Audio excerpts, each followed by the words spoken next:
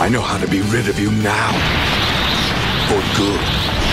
I'll keep you from coming back this time. By blowing you to dust.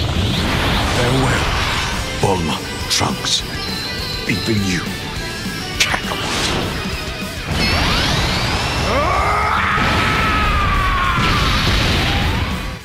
Salut à tous, c'est Fox, on se retrouve pour les news sur le jeu Dokkan Battle. On vient d'avoir le Dokkan Now qui vient de paraître pour nous informer par rapport au Saiyan Day. Donc comme l'avait déjà tweeté iSeriously avec son petit M, tout le monde était plutôt d'accord que le Saiyan du coup serait Majin Vegeta, étant donné qu'au Saiyan Day c'est toujours un Saiyan pur. Quelques hésitations se faisaient avec Migate, mais ça c'était peu probable puisque Migate on l'a déjà eu beaucoup plus récemment, alors que Majin Vegeta, le dernier, date d'il y a quand même un moment, puisque c'est le Majin Vegeta Tech en fait qui commence en Super Saiyan 2 et se transforme en Majin Vegeta ensuite. Donc comme vous pouvez le voir ici, nous avons l'annonce de l'événement du Majin Vegeta. L'artwork qui est super beau, effectivement, vu qu'il y a Trunks dessus en plus, c'est vraiment le moment où il s'apprête justement à se sacrifier contre Boo.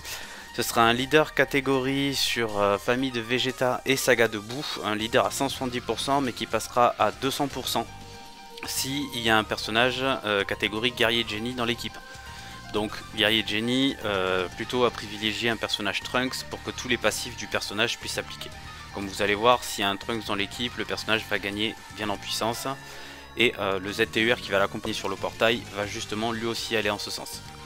Au niveau de ces catégories, donc catégorie Saga de Boo, famille Vegeta, guerrier de génie lui-même, ressuscité, Saiyan pur, digne rival Super Saiyan 2 et corps et esprit corrompu. Assez classique pour un Majin Vegeta jusque là. Il est de type extrême et intelligence. On n'avait pas de Majin Vegeta Ant si je me rappelle bien, parce qu'on a le Tech, le Puits. Tech puissance, je me rappelle plus après. Son aptitude active, donc vous allez voir, donc c'est ce que vous avez vu du coup en intro, c'est la vidéo, donc explosion finale qui augmente fortement l'attaque temporairement, qui inflige des dégâts titanesques à tous les ennemis, donc ce qui va être plutôt utile vu que c'est une attaque carnage. Coup critique garanti pendant le tour du lancement, ça étourdit tous les ennemis pendant un tour, par contre vous sacrifiez 18% de vos PV pour faire ça. Après, 18% des PV vu la récompense, avec des gros dégâts plus un stun sur tous les ennemis, je pense que c'est un personnage qui va être très fort, notamment sur des phases en Battle Road ou Super Battle Road par exemple, où vous pouvez assommer les ennemis. Au niveau de son aptitude passive, donc au début de son tour de participation à l'attaque, il y a un perso dont le nom comprend Trunks dans l'équipe, et donc c'est là que vous allez comprendre la justification de ce que je disais juste avant.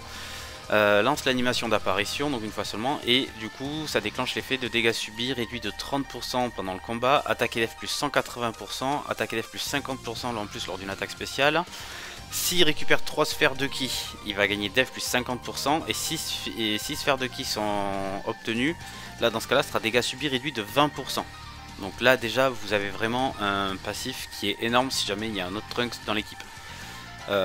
En plus cumulé au nombre de sphères de ki récupérées. Si PV à 88% pour moi, attaque plus 88% en plus et change aléatoirement un type de sphère de ki autre que Int en sphère de ki Int, ce qui est plutôt pas mal parce que le personnage au niveau ki risque de galérer un petit peu, donc heureusement qu'il y aura ce changement de ki. Et 88% PV, ça dépend les modes de jeu, mais on peut assez facilement y arriver sans que ce soit trop dangereux. Là on passe du coup sur le ZTUR qui va accompagner Vegeta sur son portail, donc Trunks et Goten petit qui forcément vont être parfaits pour le passif de Majin Vegeta. Comme vous pouvez voir, eux ils sont leaders 130% de la catégorie guerrier de génie. Au niveau du passif, il y a pas mal de choses à dire. Il donne attaque et def plus 150%, plus 50% additionnel et une forte chance d'esquive de l'attaque ennemie s'ils sont positionnés en première position. Par contre, s'ils sont positionnés en deuxième ou troisième position, à ce moment-là, ils ont une forte chance de lancer une attaque supplémentaire et surtout attaque spé supplémentaire. Avec chaque attaque en plus réalisée, ils vont gagner attaque et def plus 10%. Ça pourra monter jusqu'à 50%. Et idem au niveau du nombre d'attaques esquivées, pareil, ça pourra monter jusqu'à attaque et def plus 50%. Attaque et def plus 50% quand il y a un allié du coup du nom de Vegeta dans l'équipe, en enlevant Vegeta enfant ou junior bien sûr avec le nouveau LR. Ah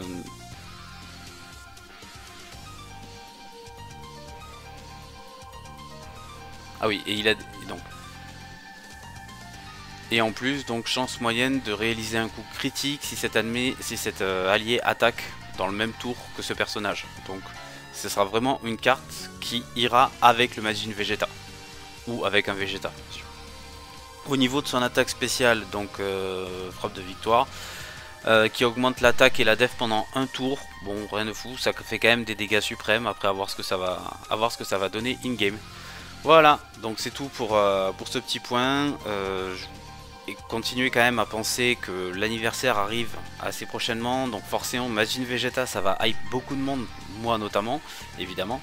Mais je pense que je vais quand même peut-être un peu limiter l'investissement de DS sur ce portail, parce que l'anniversaire arrive très vite et les personnages de l'anniversaire sont complètement dingues, notamment au niveau de leurs animations, au niveau de leurs effets.